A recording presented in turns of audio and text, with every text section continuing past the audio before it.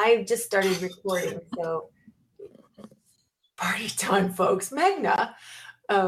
So you should all stop saying mean things about the people that aren't here because I've just started recording. Will we have a final exam? Michael? Okay.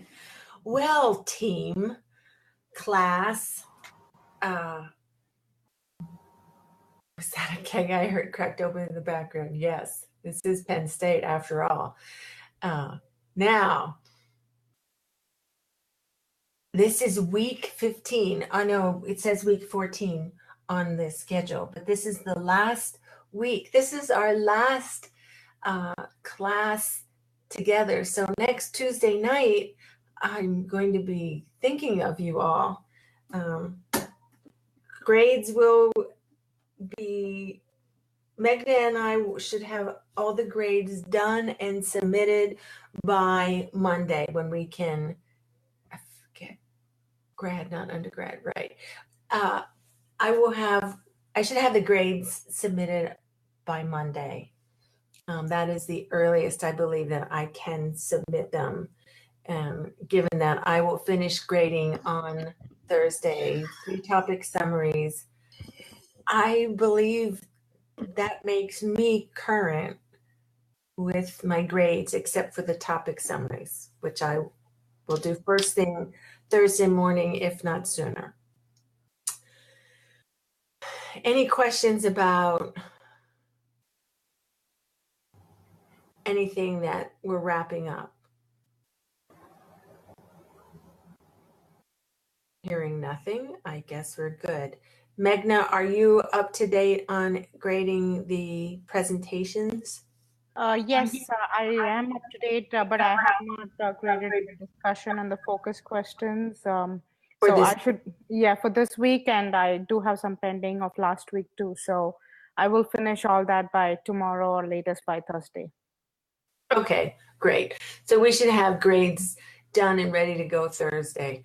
So the grade book, we can send out an email to y'all, you Southerners, that we will have when we have all the grades posted. So you can see them on your grade book even before we post, and I'll just be pulling the grades primarily off of the grade book. So I think we're good then with that, and we have 20 students here, so that's great. Shall we start with the team presentation tonight? I think we're ready for that. All right, so Teresa, who am I giving control over to? Teresa. Teresa. Why does that not surprise me? Good. All right, there you go, you got it. Okay, I'm gonna upload. And you do that, you see that on the bottom left of the middle box is where you upload the files. You click on that. So everyone else, while Teresa and the Future of EA group is getting together, I just do want, except for several of you, I just do want to thank you for making this a most enjoyable and rewarding class. Even though you are 10 percentage points behind my undergrads on completing the SRTEs, I won't belabor that point. Yeah, but we drink our whiskey out of glass bottles, so I mean, there's that. You were right. There you go. Perfect. You have jobs. Yes, exactly. Exactly. I was invited to the undergrad bar tour on Saturday, and while I have gone in the past, I just didn't think I should go this year. So anyway, I will turn it over to the Future of EA group now, and I will mute myself. So there you go, guys.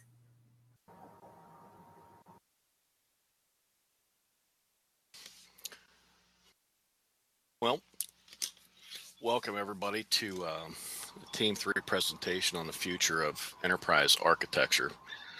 Team 3 consists of Brittany Heath, Cynthia Bagola, Eric Pickup, Heather Barnett, and Teresa Mims.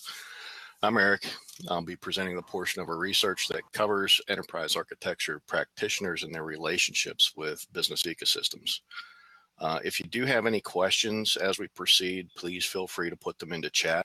We're going to do our best to take those out of chat and we'll address them at the end. Next slide. Excuse me. Throughout our presentation, we're going to share our thoughts and research on what the future of enterprise architecture can deliver for an organization. Most recently, we've learned a lot in our text about digital business ecosystems, and this weighs heavily on the future of enterprise architecture as a primary challenge to orchestrate and influence digital business ecosystem network of relationships. We've also discussed outside in, outside out, and inside out methodologies. And Gartner research has shown that most enterprises will use one or a combination of these methods within their enterprise architecture in the future. Enterprise architecture artifacts will include documents that are more futurist and external to an organization's primary business functions and their descriptions of the threats and opportunities that may exist beyond the current business horizon. Enterprise architecture is also undertaking a paradigm shift from a more rigid and traditional method to a more agile and lean method that permits businesses to respond to internal and external threats and opportunities quite rapidly. Teams involved in enterprise architecture will adapt and evolve into these new methodologies to support the digital business objectives of the enterprises that they work for. Next slide. Thank you. And this brings us to the details of our research, which will begin with digital business ecosystems and how they affect the future of enterprise architecture. Next slide.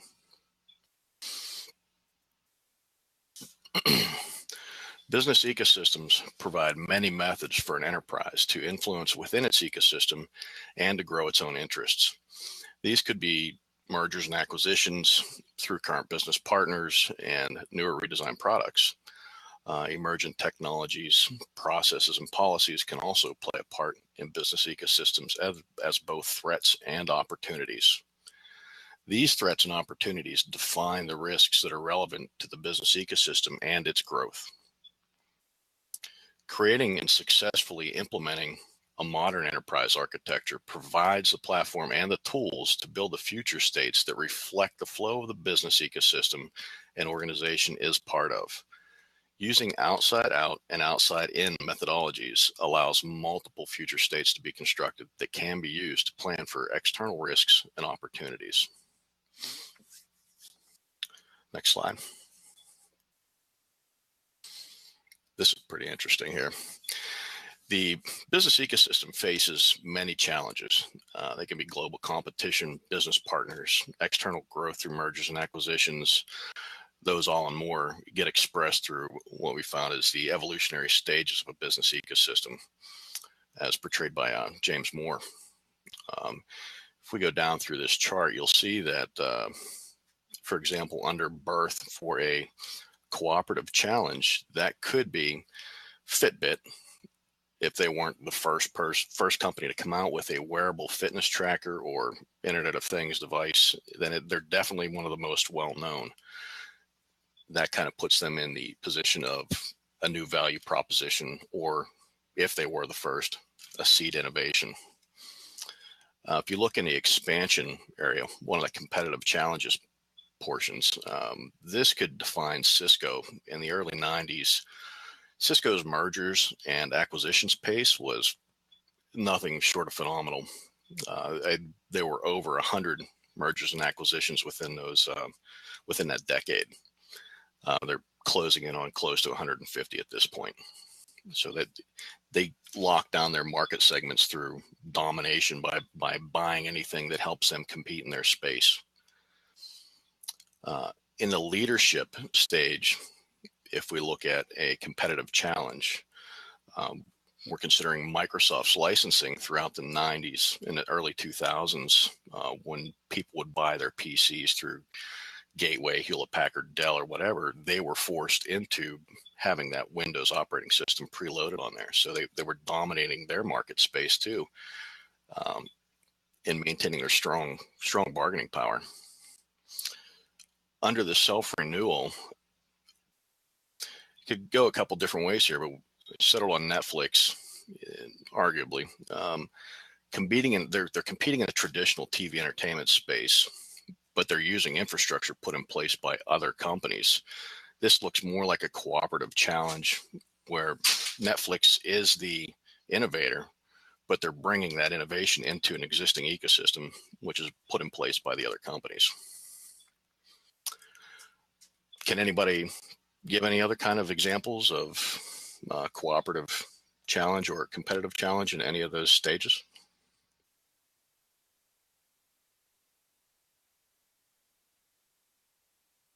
There's got to be one out there. Okay. Next slide. So the results of one section of our research and our questionnaire that went out is the results of how people are using outside in, outside out, and inside out. And you can see our numbers are pretty significant that people are still using inside out approaches, but outside in and outside out are catching up very quickly. And with that, I will turn it over to Heather Barnett, and she will continue on with enterprise architecture framework requirements.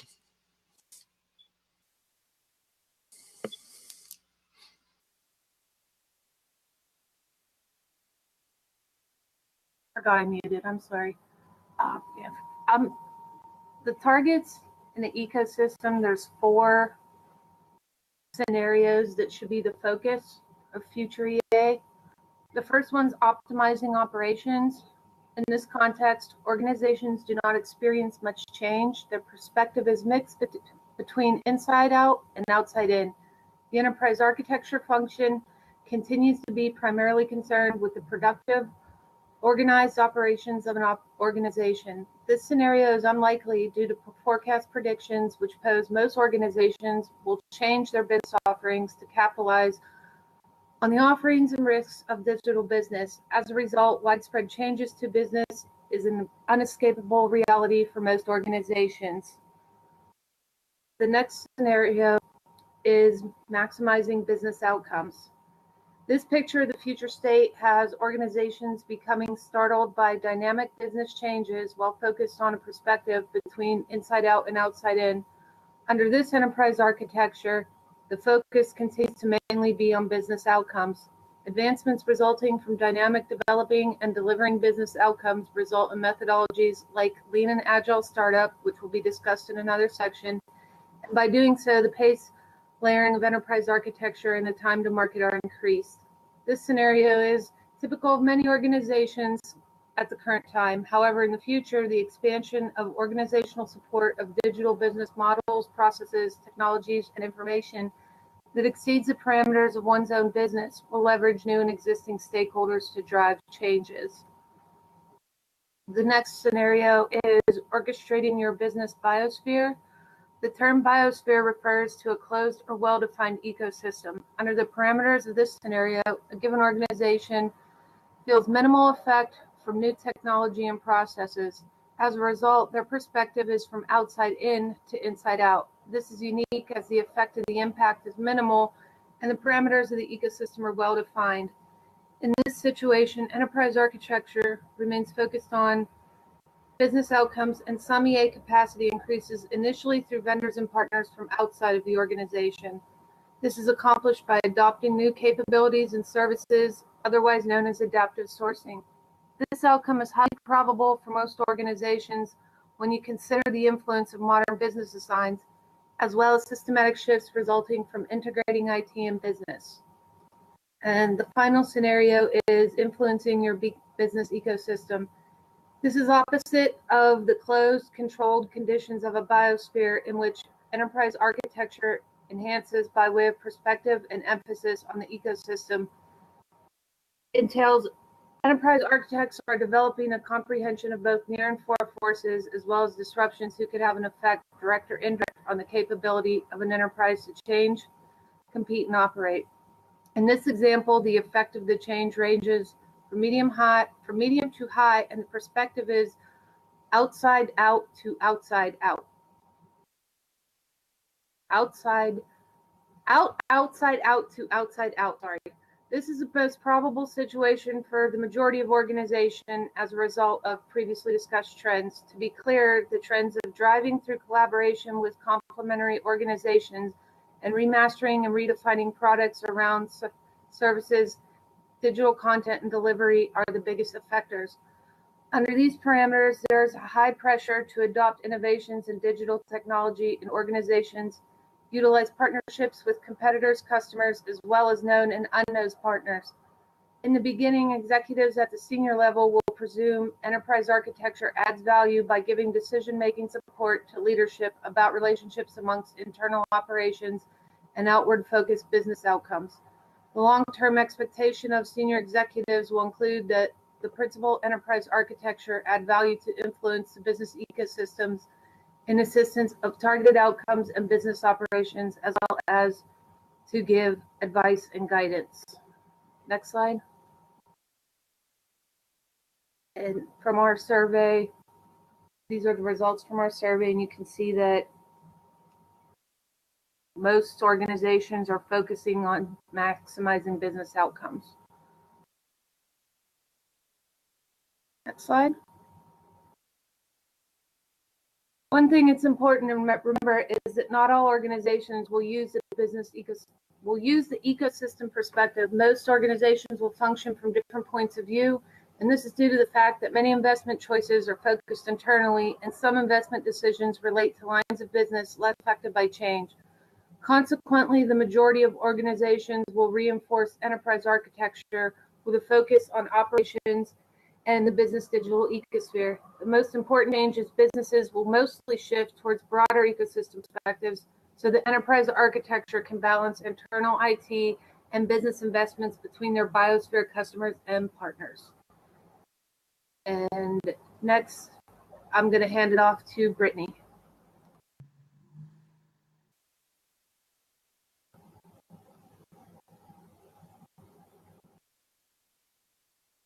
Now we'll discuss how the future of EA artifacts are expanding beyond organizational boundaries. Next slide. Obtaining and creating enterprise architecture artifacts is essential to running a successful enterprise architecture program. These artifacts should not be limited in scope to the organization itself. External entities should be evaluated to fully understand the market a company resides in and how their enterprise architecture influence provides value to their business. An example of this would be if a retail company decided to take on a mobile payment system for its customers. In order to do this, the company would need to understand how its customers interact with the system and what needs they have for a successful transaction. Research would be needed to be conducted to see what types of devices the customers use and what systems its competitors have in place already. From this, the company can create the appropriate documentation to support the system that they wish to implement. By taking a broader perspective, enterprise architects focus on understanding the trends that affect the business ecosystem by working to guide the people, processes, and technology towards the intended outcomes. The artifacts that document an organization's enterprise architecture describe the current state with respect to its business, strategy, processes, and technological infrastructure. This would be considered their as-is structure. The artifacts are also used to describe the structure that the organization is looking to become. We also would call this their to-be state. The main perspective of enterprise architecture is to focus on people, processes, information, and technology within the organization. However, the reality is that not every organization will operate with just one perspective, but rather a combination of perspectives. Perspective, in turn, determines how an organization uses its enterprise architecture program. Taking the outside perspective starts by taking a broad focus beyond the enterprise and its customers, its partners, and its competitors. A broad perspective develops an understanding of the trends that affect the business ecosystem. With this understanding, the enterprise architecture team can then work inward to determine and guide the changes that need to be made in terms of its people, its information, and its technology that are used to drive its intended business outcomes. So our recommendation would be that organizations take on multiple perspectives in developing their EA artifacts that extend beyond the organization itself. Decisions on future processes and projects, investments are made by not only focusing internally, but also externally to influence the broader enterprise ecosystem. By extending the focus beyond the organizational border, external factors are not necessarily only other companies or organizations.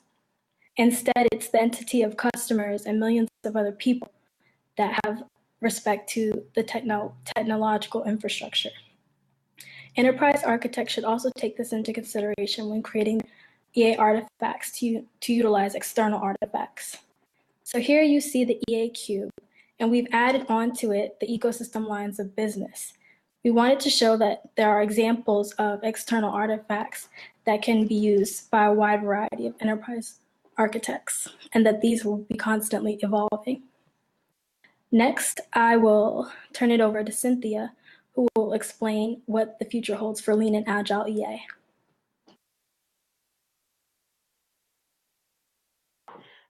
Thank you. So many of you may be aware of Agile as far as software development, or Scrum is a type of Agile. And then there's Lean methods or methodologies such as Six Sigma. My grandmother here, right here, is demonstrating just how flexible Agile can be. Some of the myths, though, around Agile is that you don't require any documentation, or you don't document with Agile, and actually that's not exactly correct. What they kind of state is that you document what's necessary, and that kind of goes in line, I guess, with just in time. If you could change the next slide, please. So Agile planning basically has 5 steps that will get you up and running. So you kind of start with a product vision, a product roadmap, and these items the enterprise architect work with their business sponsors and stakeholders. And then from there, when you turn it over to the execution team or the Scrum team, you can then begin to work on, and I don't know if you're aware, but user stories within the release plan. And then those, the release plan gets then broken up into sprints or iterations. They break everything up into smaller chunks, which is more manageable, as well as deliver usually production-ready code within the sprint. The sprint could be anywhere from typically 3 to 4 weeks in time. And then each day you have a daily stand-up in which you kind of talk about what worked, like, what are you doing today? What did you do yesterday? And is there any type of obstacles in your way? And as Agile being applied to EA, it allows, as long as you're given the right product vision and roadmap, that there's a lot of flexibility for the Scrum team or the Agile team to respond to those market conditions that are changing, or business opportunities that are coming their way. So one of the questions that Agile helps us with is being able to answer what to do next, just time, or what to do next. And again, this type of methodology allows us to kind of be more flexible and handle the needs. And then there's one other note I have here around able to apply Agile or applied EA Agile. And personally, I have been placed in a number of projects. I am one of the team members in the Agile team member, and to make sure that the EA vision is actually being applied at the execution level. Because as you know, sometimes, we have these great visions, but somehow that kind of gets lost when the development team is actually working on them. So I am that continuity that takes it from, the visions from the stakeholders and make sure it's applied all the way through to execution. You can change the slide, please. So then there are lean principles that, again, have been most associated with software development, but can also be applied to enterprise architecture as well. When I was searching, I found there was 5 principles, 7 principles, 8 principles. Anyway, so I went somewhere in the middle because I liked this particular graph that gave you a mnemonic in order to help us remember some of what are the lean principles. For example, and there's a lot of commonalities between lean and agile, and that's kind of why they're grouped together in this conversation. So D for delivering fast. Again, the whole idea around agile is that at the end of the sprint that you in fact have deliverables. And again, it also is true for lean. And eliminate waste. That is something that you want to do as far as, again, not over documenting. If not, it's not necessary. You just kind of document what is needed to kind of move things forward. And obviously, in your processes and people in an organization, your technology, you don't want to make one-offs or redundant systems, right? You're eliminating waste. And then learning constantly for L. Agile and lean, again, very similar in the sense that you want to get constant feedback from your stakeholders to make sure that, unlike waterfall, you get all of the information up front, hopefully that it's correct, and then you don't really see anything until the end, until it's delivered. And at that time, it may be outdated. Again, there may have been some new changes that you weren't able to build in, but lean and agile allows you to constantly get this feedback, and you're showing your stakeholders along the way. They're engaged through the process, so there's no big surprises at the end. And then I is actually for integrating quality. That's just, in my mind, a very all processes and software. We always look for finding defects early in the process where they upfront as possible. They cost less money that way. The later you find them, the more expensive they generally are. And V is for valuing the whole, which is the long-term view or the enterprise view of the whole. As you're aware, that sometimes software development teams are very concerned with I just want to do something now, and it may not be the right decision for the long term. And again, that's where enterprise architecture can help with applying that view and shaping some of the decisions around the products that are being created so that they in fact are for the long term. And then E for engaging everyone, your stakeholders, your users. There are demos, for example, in Agile that you have at the end of the sprints. So again, to keep everyone on the same page before we deliver something at the end and there's a big gotcha moment. And then R for relentless improvements.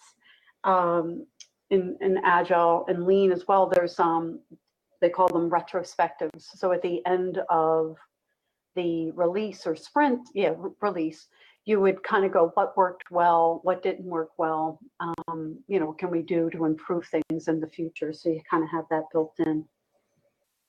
And I think from here, we're going to turn it over to Teresa. She's going to talk about how EA teams will evolve and adapt to support and advance their organization's digital business objectives.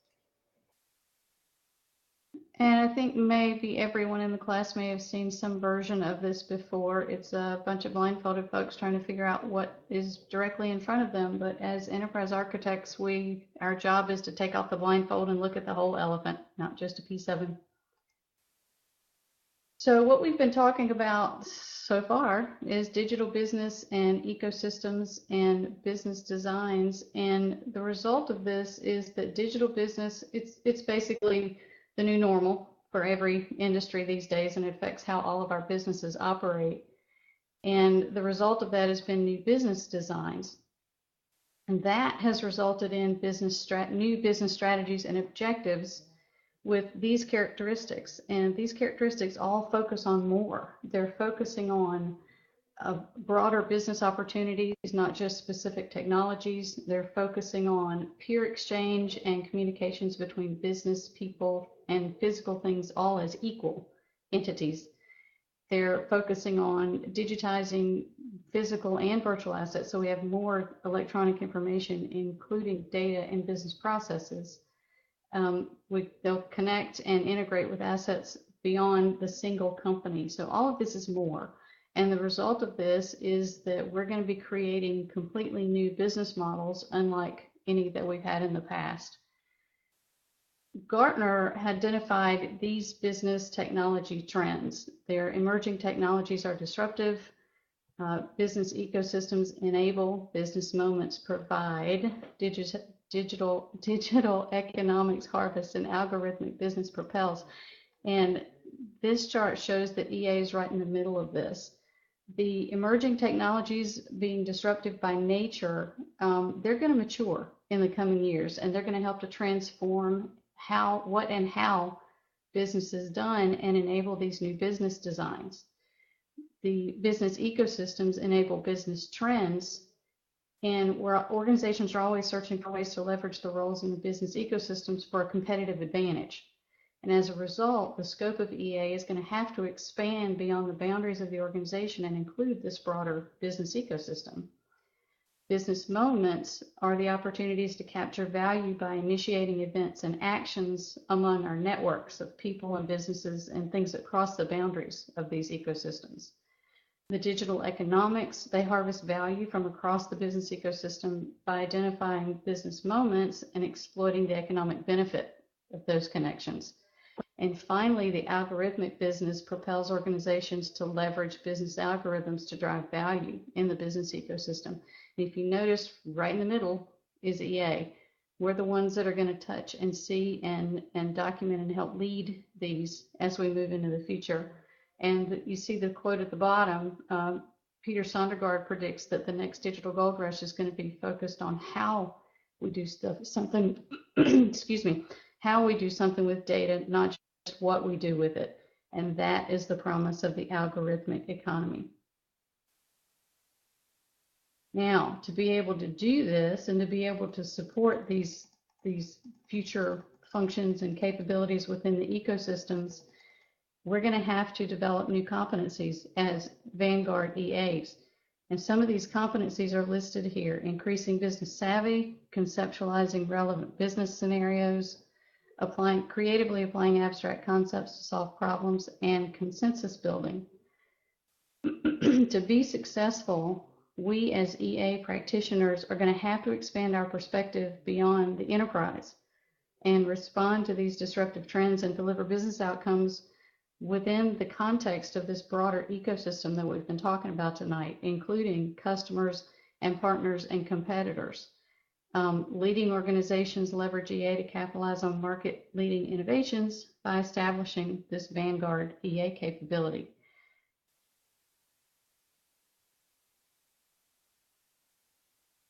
If you look at the results of our survey, it looks like it was a little bit all over the map.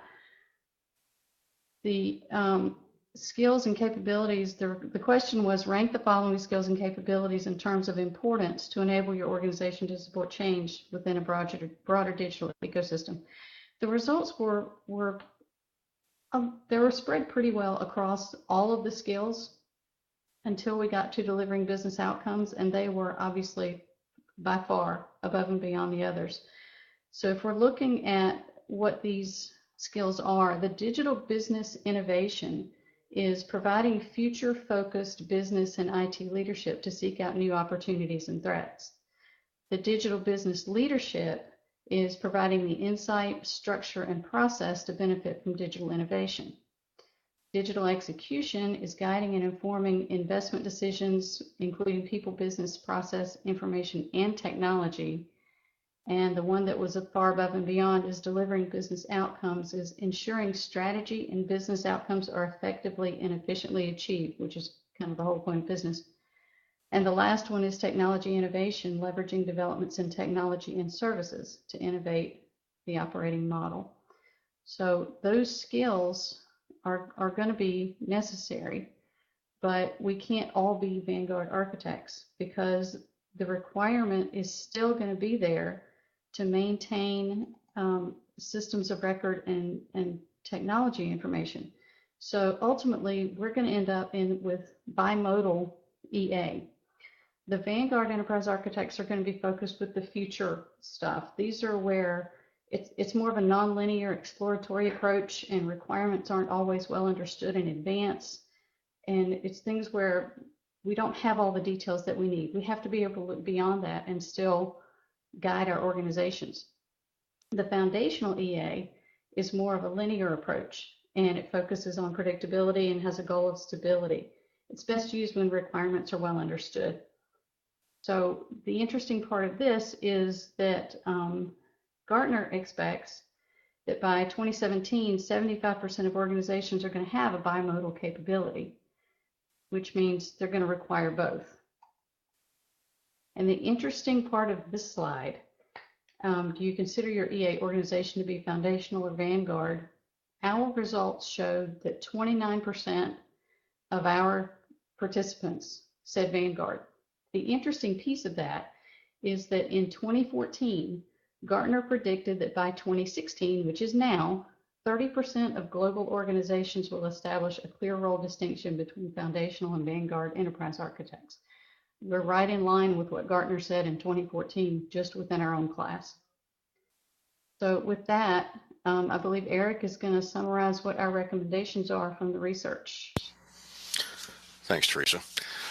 Yeah, we've defined some fairly specific recommendations for our wrap up here that are based out of our research. And those are that we know looking forward is difficult. Having a solid enterprise architecture that includes a well-maintained current and future states, updated risk assessments, current strategic plans, and other necessary artifacts, the relationships that exist in a business ecosystem can continue to be lucrative partnerships, and the EA can be the tool set that can show you how to influence those relationships.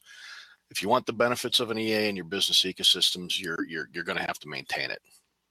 The vertical axis perspective should be viewed as a scale from more internal focus to more external focus. As such, enterprise architecture practitioners should target 4 primary areas for future operations, those being optimizing operations, maximizing business outcomes, orchestrating business biospheres, and influencing your own business ecosystem.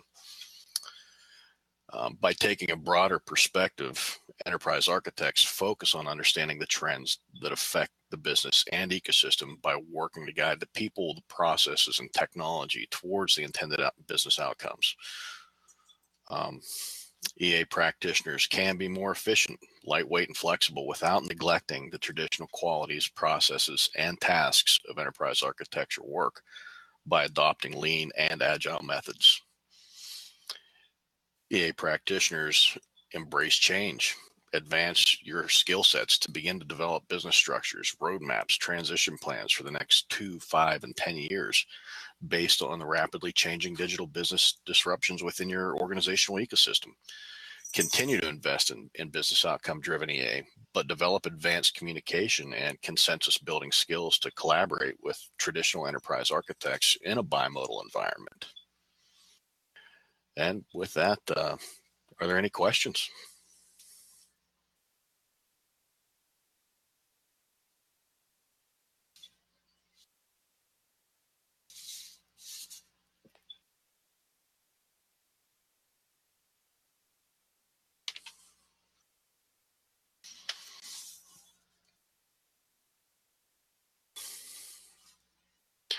Let me scroll to see if I can catch any of the ones that were in chat.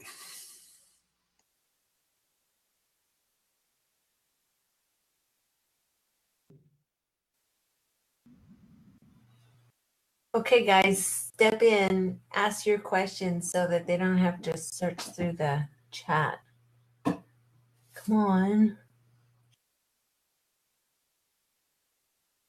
There's lots of chat about beer. Michael, Mark, speak.